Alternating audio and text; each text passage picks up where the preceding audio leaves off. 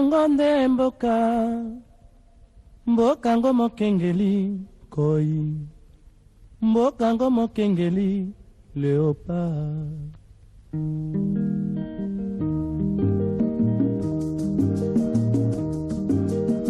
Tofungwani misolelo, tomoni bozo banyoso tosali.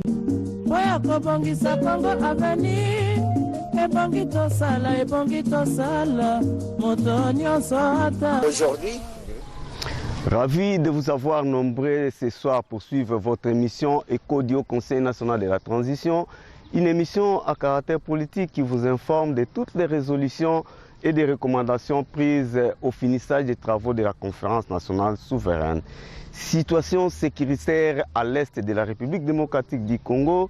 Trouvez les réponses dans cet entretien avec le président du Haut Conseil national de la transition, son Excellence Kapend Eli Kani Moudelit, et on se retrouve juste après.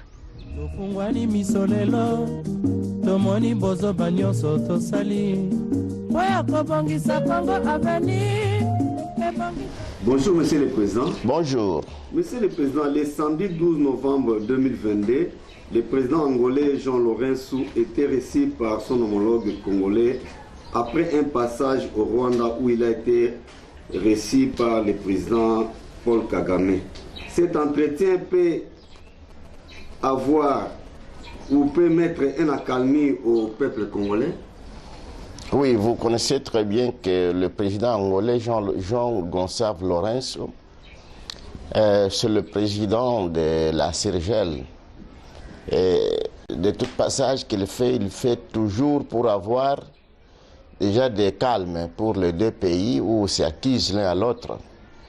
Je sais très bien que si le président angolais a commencé premièrement l'atterrissage au Rwanda pour voir le président Paul Kagame, parce que c'est l'acteur, le numéro 1, donc la RDC accuse plus beaucoup. Et il a une expérience que je connais très bien. Jean Lourenço, c'est un militaire de carrière. Aussi, le président Kagame, c'est un militaire de carrière. Vous vous souvenez très bien qu'il fut le commandant des bataillons. Après, il fut le gouverneur de la ville-province de Mushiko. Et après, il est revenu pour prendre déjà la chaise du secrétaire général de MPLA. Et il était président de l'Assemblée nationale angolaise. Et il fut ministre de la Défense nationale. Ce qui veut dire que c'est une autorité qui a déjà acquis une grande expérience politico-militaire. Il avait déjà le droit de faire déjà cette parcours pour trouver au moins une solution dont il peut avoir déjà quelques idées de mettre le calme là où il y a le problème. Je sais que la question qui m'a été posée, si il peut porter la paix au peuple congolais, j'en suis sûr. Monsieur le Président, dans le même cadre, l'ex-président kenyan Uhuru Kenyatta était reçu aussi le dimanche 13 novembre par le président Félix, surtout avec la présence de ses soldats sur le sol congolais, le début de la réussite. Bon, je pense que l'amitié du président congolais et l'amitié de l'ex-président du Kenya, Uhuru Kenyatta, ça a déjà commencé depuis longtemps. Alors, il n'avait pas, premièrement, l'amitié militaire. Quand ça a commencé, les accords, c'était commercial. Je sais très bien que le président Uhuru Kenyatta ne peut pas laisser tomber les accords commerciaux qu'ils ont déjà eus entre les deux pays. Il a aussi la chance parce que le président qui vient de succéder au Kenya, il a la même ligne avec Uhuru Kenyatta. C'est la raison pour laquelle ils ont décidé d'envoyer 902 militaires qui fait déjà un bataillon et demi pour avoir aussi sécurisé quelques zones où les peuples congolais peuvent se sentir un peu à l'aise. Mais sinon, l'effectif de 902 qui est un bataillon dans une région telle qu'il est, au moins s'il y a aussi la présence de la MONUSCO, qui a au moins 18 000 hommes sur la même place. Malheureusement, le temps, avec les pourparlers, je pense que ça peut aller. Monsieur le Président, en ce stade de la guerre avec les M23, il faudrait d'abord récupérer les territoires ou commencer par les négociations? Non, la première chose, là où il y a la guerre non classique, je pense que la première chose, c'est récupérer la zone occupée. Si la négociation peut y avoir, avec la volonté de celui qui dirige et celui qui a mis le calme de la guerre, s'il accepte. Car au contraire, je pense que la négociation n'est pas nécessaire. Là, on a calmé la guerre dans une zone armée. Monsieur le Président, les pourparlers normalement devaient commencer le 16 novembre comme prévu à Nairobi entre les rebelles et le gouvernement. Mais pour le moment, le président Félix avait dit non. Quel est votre avis? Moi, je pense que l'avis viendra aux réconciliateurs, tels que le président angolais, Jean Lorenzo, et aussi ex-président du Kenya, Uhuru Kenyatta. Je pense qu'il y a d'autres personnes encore et d'autres présidents de d'autres pays qui viendront et qui sont encore en ligne, peuvent donner quelques idées que le président congolais peut accepter au cas qu'il se sent dans la faiblesse. Et quand il se sent dans la force de conquister la terre ou la zone occupée, je pense qu'il sera capable de nier et de refuser catégoriquement des négociations. Monsieur le Président, les M23 réclament les accords de Nairobi qui ont été signés. Est-ce qu'il faut revenir en arrière ou il faut continuer avec les mêmes recommandations de Nairobi de la fois passée? Si nous regardons M23, c'est l'accord qui a été signé le 23 mars 2008 entre le gouvernement et eux. Et alors, si ces accords n'ont pas réussi, je ne suis pas sûr, je ne suis pas d'accord que ceux de Nairobi peut donner quelques fruits de la paix. Monsieur le Président, aujourd'hui, beaucoup de leaders politiques parlent de la transition. Aussi longtemps, la CENI prépare les élections qu'il dit être en bonne voie. Bon, nous ne pouvons pas beaucoup applaudir la CENI. Est-ce que la CENI ne nous donne pas la première fois les élections en RDC? Je pense que si nous irons aux élections, c'est la 4e fois. S'il y avait une bonne CENI, ça pourrait montrer l'exemple en 2006. Au cas contraire, si en 2006 n'a pas été de bonnes élections, ce qui veut dire que l'expérience devrait être acquise en 2011. Alors quand nous avons failli 2006, 2011 et 2018, ce qui veut dire que la CENI est allée dans le mauvais sens. Il faudrait qu'on puisse réhabiliter la bonne forme de la CENI et non la CENI corrompue. Et plus tard, nous aurons une CENI qui sera capable de servir le peuple congolais et non la CENI qui doit servir un individu. Monsieur le Président, le gouvernement congolais chasse l'ambassadeur Rwanda sur son territoire, mais il ne rappelle pas son ambassadeur qui est au Rwanda. Qu'est-ce qui est caché derrière cette situation? Je pense que la dernière fois, j'avais dit que ce n'est pas la solution de chasser l'ambassadeur. Et plus tard, vous allez encore faire venir l'ambassadeur. On ne chasse pas parce que ce n'est pas l'ambassadeur qui est au-delà ou qui est au front des combats. L'ambassadeur, c'est un diplomate qui relie entre la politique congolaise et la politique rwandaise sur les sols des deux pays. Mais quand il y a les attaques militaires d'une rébellion qui se dit c'est une rébellion congolaise et qu'il y a déjà de la pensée des uns les autres, disons peut-être que le Rwanda peut influencer déjà cette guerre et peut donner l'assistance aux rebelles. Bon, là, je pense que la vraie politique où il y a la dignité des peuples ou des autorités qui dirigent la nation expulser l'ambassadeur de notre pays dans un court temps. Ce n'est pas ça la politique de la nation. Ça, c'est une manière d'apprentissage.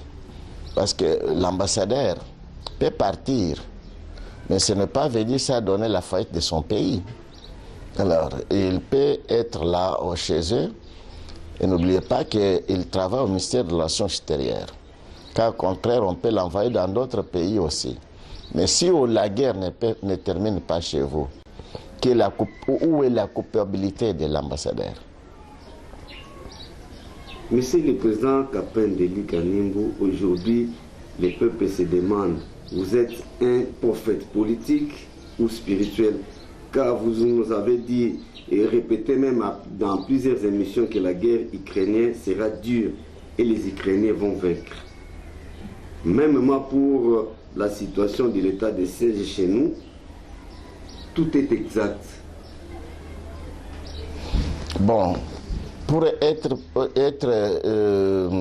prophète politique ou prophète spirituel, ça peut arriver à une personne qu'on considère lors que ses paroles sont vraiment sûres. Alors, dans quel sens? Il peut être prophète politique quand il dirige et quand il a associé là où les autres prennent engagement de sérieux, des choses. Dès que ces phrases sont correctes et résistantes, on les considère par le mot verbal prophète politique. Et lors quand il parle et que l'Éternel agisse dans le même sens, il devient prophète spirituel. Donc, dès qu'il accumule les deux choses, automatiquement on l'appelle leader charismatique. Monsieur le Président, aujourd'hui Kinshasa, une ville pleine des églises, deuxième en Afrique, près de 7000 églises seulement pour la ville-province de Kinshasa. Pourquoi il n'y a pas d'évolution en RDC? S'il y a 7000 églises, c'est qu'il y a 7000 chefs spirituels, et il y a 7000 Dieu qui reçoit ces prières, et il y a 7000 Saint-Esprit, il y a 7000 Jésus-Christ. Mais maintenant, il faut savoir quelle est l'église qui a le Dieu créateur de la planète Terre et du ciel. S'il y a l'église où l'éternel Dieu est là, c'est la vraie église. Mais les restants peuvent avoir comme les églises des prophètes d'Abal. Mbote mwana mboka Kapendeli Kanimbu. Mbote. Boni santé à Congo. Congo eza malamu. Congo ezali kitoko na santé nango. Estoy bat bayo ki mwana mboka lobi Congo eza kitoko ba mais kitoko na sens nini bat bazo sila, bat bazo kufa banzala. Comme ça bi bateka Congo apesa biso mwandamba misona biso to endolia. Bino lobi Congo eza kitoko ndenge nini mwana mboka. Oui, Congo te lobi ezali kitoko papa. Kotala déjà biloko nyonso tata nzamba kela na mokili ezali ezoningana te. Toza na baforei, na basavane, na banini na mai, tozali na banyama, babiloko nyonso ya kitoko na Congo. Nde wana tozolobela kitoko ya Congo. Mais soki ezali souffrance ya peuple congolais, wana ezali question mosusu. Yakoloba ndenge nini ozomona déjà vie à peuple congolais. Alors vie à peuple congolais wana te tokoloba déjà que ezali dérangé par les dirigeants oyo bazoleka liboso ya kodiriger nde bazopesa te parce que peuple azali mwana na ndako soki batuni na ndako na bino ndeni mwana lobi déjà Nikolo tozo souffrir na kolia na kumela. Wana ezali déjà que manque les moyens des parents. Alors, parce que déjà ba parents ba manquer moyens wana ndenge nini. Ba boy ko kende ko sa bilanga ou bien ba bengi ko sa musala boy na ye ou bien ezali manque wa pa ko zola musala. Alors wana ndé question ya oy bolobi de souffrance ya bana Congo. Mais kitoko ya Congo, c'est impeccable. boye kitoko ya Congo eza impeccable toye lelo liboso ya mwana mboka Kapendelika Nyimbo azali nganga mayele po makambo nyonso bango balobaka bakongole bazwaka ngo penza à la lettre balanda ngo penza malamu ayebi ke mwana mboka akosaka te makambo alobaka eza toujours ya solo maloba na ye ekopesa mwa kimia abana mboka basutu baza na este bazolela bandeko bakufi bazangi bilei lelo na banza maloba kitoko ko mapoto moni pe lelo nganga maya alati cravate ba repasser mbala simoloba ki bozo repasser ngo bima cravate kamoni ikamala moiza lelo mwana mboka tolandaki ministre affaires étrangères Lutundula apala Christophe alobi la télévision nationale asombaki mandoki équipement nyonso militaire pona kobundisa banguna bakomi na nzela peut-être bina okita na Congo te batiki yango quelque part yango wapi pe mandoki yango euti wapi pe sikoyo eza nini toyeba banganga mayele aza expert ya makambo wana ayebisa biso. Papa, merci na mutuna wana soki mwana mboka ministre ya affaires étrangères alekaki na elili ya koloba deja basombi maminduki bon ezali forme na bango ya kodirige mboka mais sinon oyo ngai nayebi parce que ezali eloko moko bato babosani te bato bayebi soki ngai nabombi bakomona ngai moto ya lokota mais na age oyo so bamoni ngai moto ya lokota ce qui veut dire que nabebisi réputation ya Congo na bana ya Congo nanga moko nazalaki na mapinga ebele mais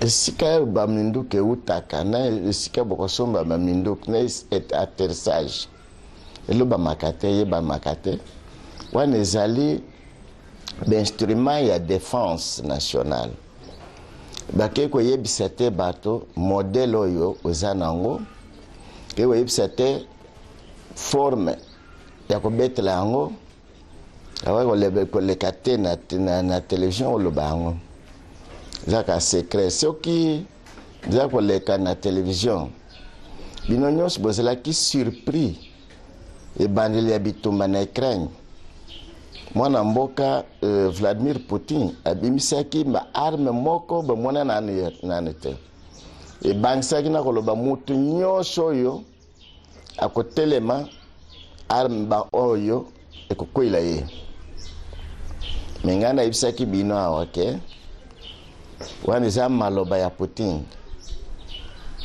me maloba ya collègue na ye Vladimir ya Ukraine ekozala très puissante. Oui, Poutine alakisaki puissance nyonso ti lelo me nayebisaki déjà ke guerre ya Ukraine barisi bakozwa Ukraine te baUkrainien bazali déjà surpris na offensive mais tant bakosala défensive bakorécupérer des zones oyo Russie azi mpona nini ezali motono wana botoni ezali parce que na Ukraine alitika kolakisa baarme ke nazi arme boyer azozwa arme ebele partout bazopesa ye mais vraiment na système de guerre balakisaka modèle ya nini ya solo balakisaka baarme te na guerre mwana mboka likambo oyo bolobi likambo Ukraine te tozwi yango mpenza ntango Ukraine abandaki makambo na bitumba awa mboka mobimba ekotaki ezala communauté internationale bazali koloba makambo ya Ukraine boye ndenge nini bango nyonso na bazo soutenir Ukraine militairement financièrement makambo nyonso ya Ukraine mboka mo bazali sima na ye mais oyo ya biso ya Congo banda ata lisolo moko eza te eza nini c'est-à-dire que Congo azana tina moko te. Merci papa na mutuno wana. C'est vrai que kopesa bana nazo mona ngo tina ba télévision mbula matana ya zolo ba lekamboyo. Mais différence eza ndenini. Est-ce que ngai ezali ba chemin na leka. Différence eza boye. Ukraine ba agresser na voisin na ye o ba bengi Russie. Président ya Russie a déclaré guerre contre l'Ukraine officiellement. A pesi ordre na ministre ya défense nationale na chef d'état-major général couvrir guerre l'offensive contre l'Ukraine. Wana est commis que déjà problème ya ba pays na ba organisation ya minen kotelemele yango parce que zali déclaration de guerre d'un pays à l'autre. Oyo toza nango awa ezali ba miliciens congolais ou étrangers infiltrés peut-être. C'est un groupe de petits gens au babengi milice ba côté au ba vanda kawa. Alors wana etali ba pays te na loi. Tozali na Boko Haram. Tozali na ba belé. Tozali na ba maimai. Maimai ya kutumba banini baza ko meshko bezolo ba mate kuna. Mais wana eke kotel minate communauté internationale bien le pays. Ce que qui Rwanda a déclaré guerre ou offensive contre la RDC. Wana ba pays nyonso ekoyo baza ba ami au nom ami de la RDC ekotel melango après Nations Unies ou bien Union africaine ekotel melango. Mais différence yango wana pas pinde bazo yo koye ba biente. So l'autre yo qui siko différence yango ya ndenge bazo sunga ndeko mususu. Mwana mboka sommet oya Luanda oyo tata mokonzi akendaka esuka ndenge nini masolo ngo ezalaki ndenge nini? Luanda eza capitale ya Angola evandi ba guerrier na ba politicien. Différence muke ezali awa Luanda azaki colonisé pendant 500 ans na ba portugais. Indépendance ya ba angolais bazu yango na bitumba contre ba colonisateur.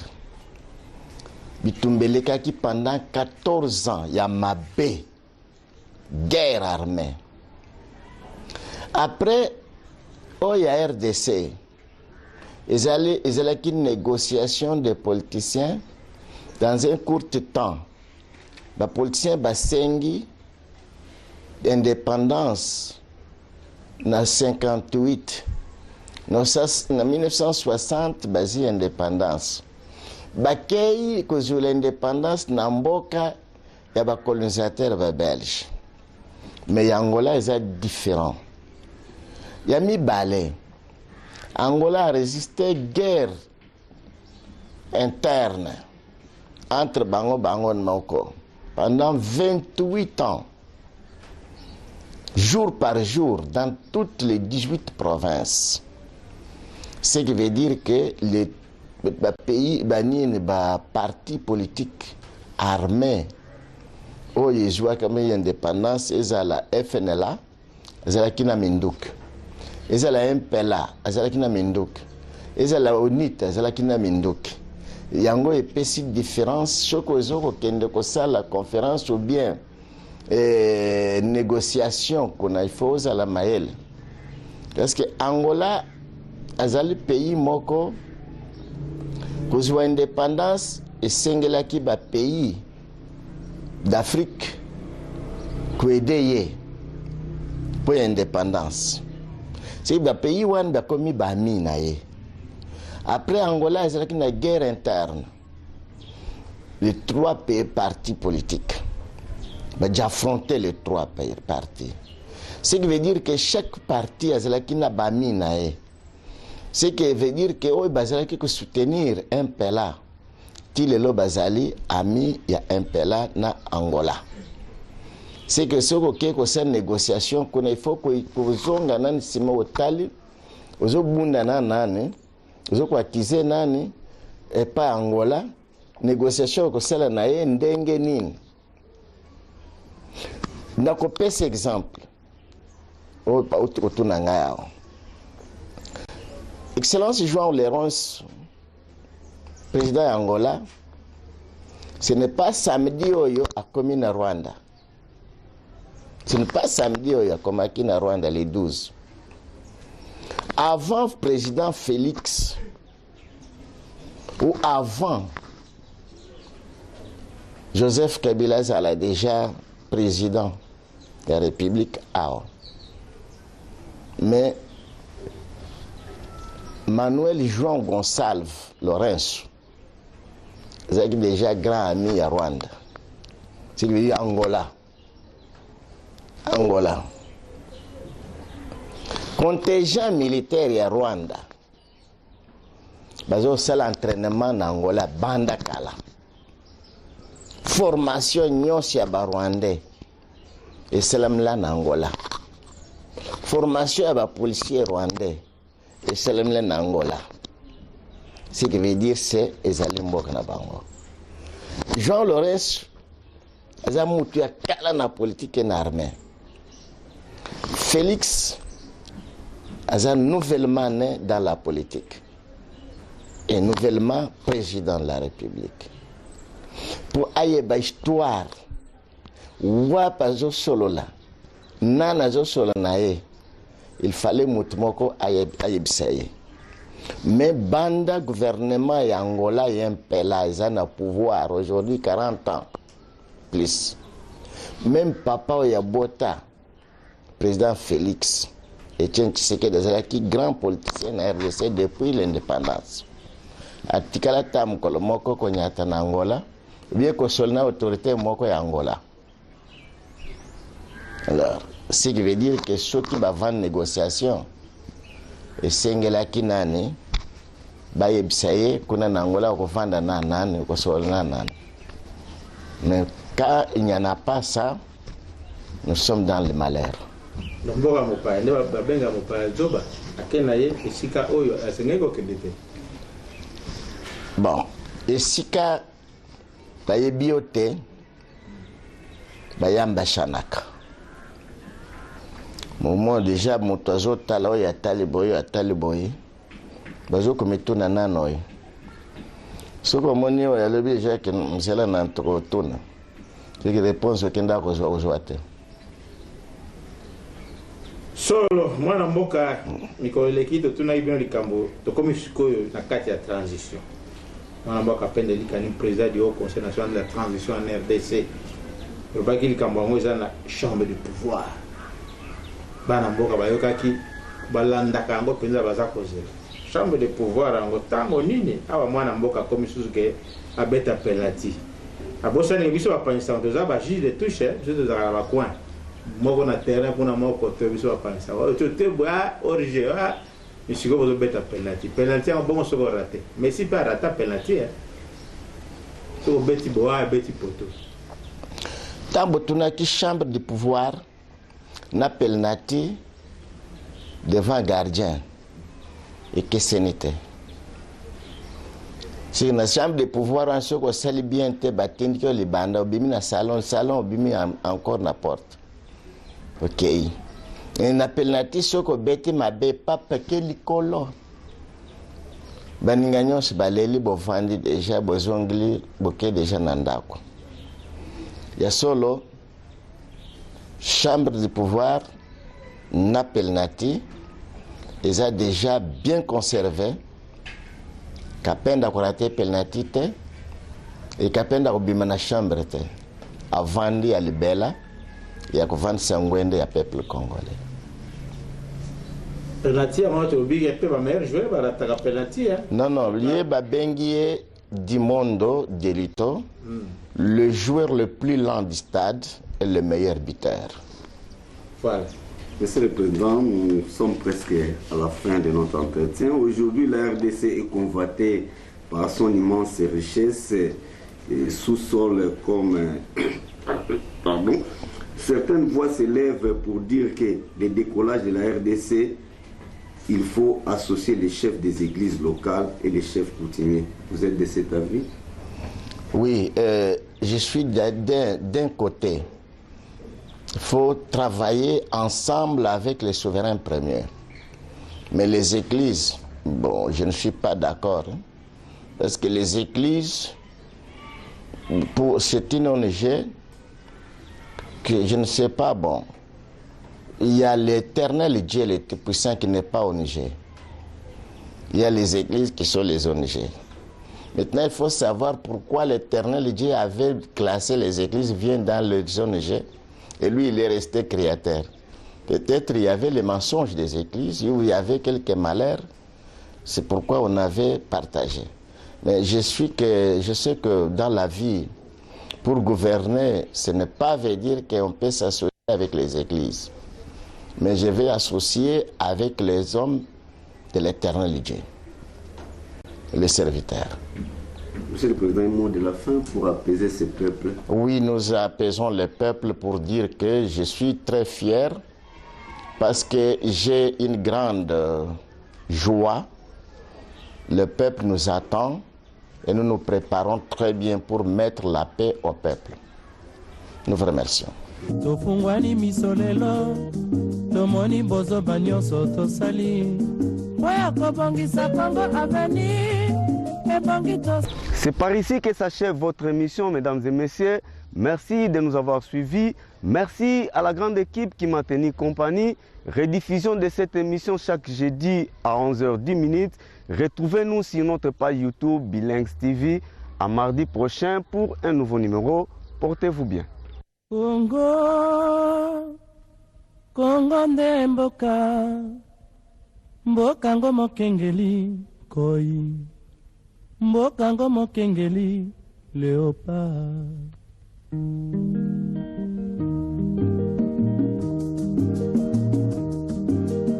Tofungwani misolelo, tomoni bozo banyoso tosali.